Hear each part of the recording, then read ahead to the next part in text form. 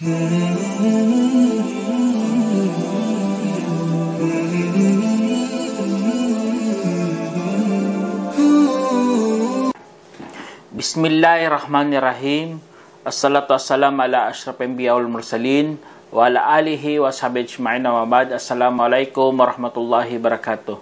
Mga kapatid sa Islam, nandito naman po tayo para magbigay ng Islamikong pagpapayo patungkol ito sa Suratul Baqarah. Inshallah, unti-untiin natin ang Suratul Baqarah, ipaliwanag sa mga maiksing paliwanag upang lubos nating maunawaan kaagad ang banal na Quran, lalo na sa buwan ng Ramadan. Kaya sa simula ng Suratul Baqarah, Bismillahirrahmanirrahim, Alif Lam Mim. Ito, ang Alif Lam Mim ay tinatawag po itong mga huruful muqatta'ah. Ang huruful muqatta'ah, mga kapatid sa Islam, ito po ay mga letra na putol-putol. Ibig sabihin ng muqatta'ah, putol-putol. Kasi nga, babanggitin mo alif, tapos sabagitin mo lam at mim. At ang huruful muqatta'ah ay lagi ito sa mga panimula ng mga kabanata sa banal na Quran. At napakarami ito. Ang kahulugan, syempre, hindi naman ito nagbibigay ng kahulugan kasi mga litra lang to na ibinigay ng Allah subhanahu wa ta'ala. Kaya itong kaalaman na ito ay iniwan po ito ng Allah subhanahu wa ta'ala. Kaya ang hindi natin lubos na kayang ipaliwanag o ibigyan ng pangangahulugan. Subalit ito po ay mga tanda na ang mga huruful muqatta'ah ay mga letra na mula sa Arabic o sa Arawikang Arabo, na ibig sabihin na ito, bakit hindi nyo kayang gumawa ng Quran o mga Quraysh? Kasi kayo mga Quraysh umabot sa kaalaman o sa balagtasan o sa magbibigay ng mga tula sa Lugatul Arabic, pero hindi nyo kayang gumawa ng kasing tulad nito ng banal na Quran. Kaya ito po ay hamon pala ng Allah subhanahu wa ta'ala sa mga marurunong at mga magagaling magsalita ng Arabic, lalo na sa kapanahunan ni Prophet Muhammad SAW, na sila pinagmamalaki talaga nila ang kanilang wika.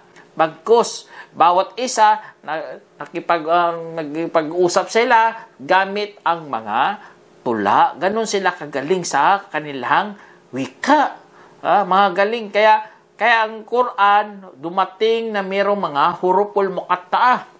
Katulad ng Hamim, meron ding Alif Lam Mim Sod, Qaf, at marami pang ibang mga huruful muqatta'ah para ipakita lang sa mga hindi manampalataya na mga Arabo na ang Quran ay wikang Arabo.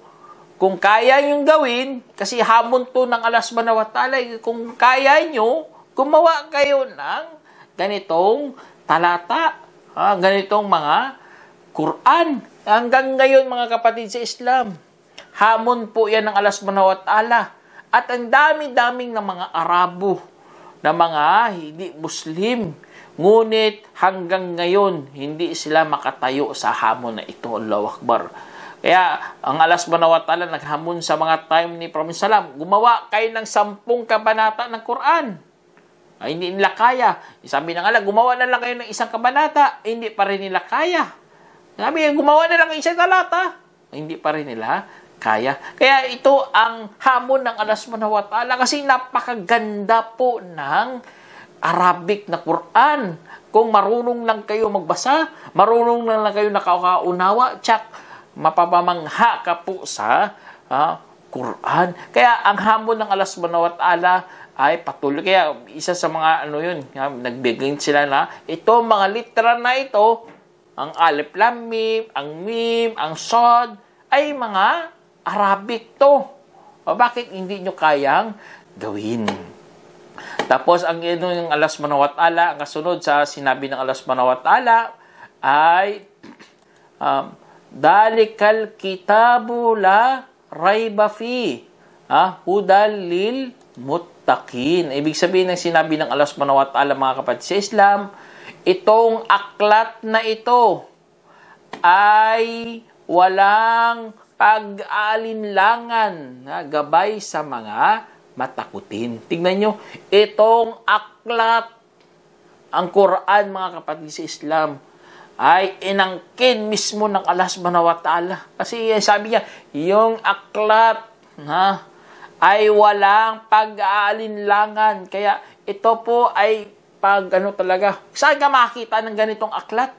Na sa pangbungad pa lang nakasulat talaga, ito ay walang pag-aalinlangan. Allahu Akbar. Kaya ang ganda po ng Quran. Kasi nga, walang kontradiksyon. Kahit anong gawin nila, walang kontradiksyon. Maghanap ka dyan, wala. Tapos, detalyado ng pagkabanggit. Hindi katulad ng ibang aklat. Hindi nila kayang ipaliwanag. Sample na lang, sa Christian, yung Trinity, wala naman halos nabanggit na paliwanag sa Biblia. Pero sa Quran, napakaganda kasi nga, sinabi talaga ng Allah, walang pag-aalinlangan. Bakit? Kasi nga, gabay, patnubay para sa mga muttaqin. Allahu Akbar. Ang patnubay, mga kapatid sa Islam, ay ito po ay kaalaman. At ang reliyon, yun po ang mabuting gawa. Kaya ang Allah subhanahu wa ta'ala nagbigay ng aklat bilang patnubay. Ibig sabihin, kaalaman para hindi po tayo malinlang, hindi po tayo maligaw. At ang kaalaman na ito po ay nagbubukod sa tama at sa mali. Kaya kung hindi mo alam ang mali, hindi mo rin alam ang tama. Kaya ang Quran po ay pamantayan ng buhay para matukoy mo po ano po ang mali at ang tama. Kaya ito ay gabay. Para kanino? Para lamang sa mga muttaqin. Ibig sabihin, may takot kay Allah subhanahu wa ta'ala. Kaya walang pakinabang sa'yo ang Quran kung hindi ka naman natatakot kay Allah subhanahu wa ta'ala. Kaya dagdagan po natin ang takot natin, lalo na sa buwan ng Ramadan, na ang takot natin ay dapat umabot sa tama para magiging gabay sa atin ang banal na Quran. At ang mga mga matakutin po, mga muttaqin, ay meron silang katangian. Kung kasunod doon, alladhina yu'minuna bil ghaibi wa yuqimuna as-salah wa mimma razaqnahum yunfikun. Sabi ng Allah subhanahu wa ta'ala, ang mga yaong naniniwala sa ligid. Ibig sabihin dito sa sinabi ng Allah, mga muttaqin ay mga naniniwala sa mga ligid. Ibig sabihin mga ligid dito, al-ghaib. Ang mga hindi nakikita na binalita ng Allah. Katulad si Allah, hindi natin nakita yan. Dapat natin yan paniwalaan kasi nga nabanggit sa ating Quran. Ang mga propeta, ang mga nauna sa kasaysayan, hindi natin nakita si Musa. Hindi nakita natin si Isa. O yung mga iba pang mga propeta. Pero dapat natin paniwalaan kasi nga nabanggit sila sa banal na Quran. Ang mga anghel, mga demonyo, ano pa dyan, dapat natin silang paniwalaan kasi nga binanggit mismo sila ng Allah subhanahu wa ta'ala. Kahit hindi po natin yan nasaksihan ng ating mga mata. Hindi naabutan ng ating mga tenga, hindi naabutan ng ating mga 5 senses of human being. Pero dapat paniwalaan natin yan. Kasi nga, nabanggit sila sa banal na Quran. At sinabi mismo ng Allah subhanahu wa ta'ala. Kaya ito ang kagandahan ng Islam, mga kapatid. Kasi nga, ang mga ligid na tinutukoy dito, ang mga binanggit mismo ng Allah subhanahu wa ta'ala. Kaya kung meron kang ganong katangian, kasali ka po sa mga muttaqin, lalo na nabanggit sa iyo ang impyerno, Allahu Akbar, na nakakatakot ton, nakakilabot, at ikaw ay natatakot kasi ikaw ay isa sa mga muttaqin. Allahu Akbar. Nabanggit sa iyong paraiso at inihiling mo kay Allah, Ya Allah, bigyan mo po ako ng habag para makapasok po ako sa paraiso. Yun, mga tao na yun, sila po ang mga tunay na may takot sa Diyos. Hindi yung mga mapagkunwari. Tapos ano pa? Paniniwala lang ba? Hindi. Dapat lagyan din sila ng katulad kasunod dito. وَيُقِيمُونَ الصَّلَاةَ وَمِمَّا رَزَقْنَاهُمْ يُنْفِقُونَ. Sabi ng Allah subhanahu wa ta'ala, at sila ay tinatayo nila ang pagdarasal, ang salah. At sa aming mga ipinagkaloob ay sila ay gumugugol. Ibig sabihin pala, sinasamahan po ng gawa. Kapag oras ng sala, itinatayo po nila sa tama, naguhudo sila, inaayos nila mga hangarin, inaayos nila kanilang mga pananamit, inaayos nila kanilang mga lugar sa dasal. Yun ang mga may takot kay Allah subhanahu wa ta'ala. Sila mga muttaqin. Ang sala, hindi nila pinapabayaan, hindi nila sinasala sa wala sa oras. Tinatayo nilang fajr. Kaya kahit sa sobrang lamig, naghuhudo sila para itayo lang po ang sala. Kaya po mga kapatid sa Islam, dapat talaga ang paniniwala na may kasabay na mga kaalaman. Sinasabay nila lang gawa. Tapos sa mga kanilang mga pera, mga yaman, syempre naman, meron pong karapatan ng mga mahirap. Dapat po silang pasiyahin sa mga ipinagkaloob sa iyo ng Allah subhanahu wa ta'ala. Kaya sila gumugugol talaga. Tapos, mga katangian din ng muttaqin, walladina yu'minuna bima unzila ilayka wa ma unzila min qablika wa bil akhirati hum yuqinun. Sabi ng Allah, at mga yaong naniniwala sa anumang ipinababa sa iyo. Ibig sabihin kay Prophet Muhammad.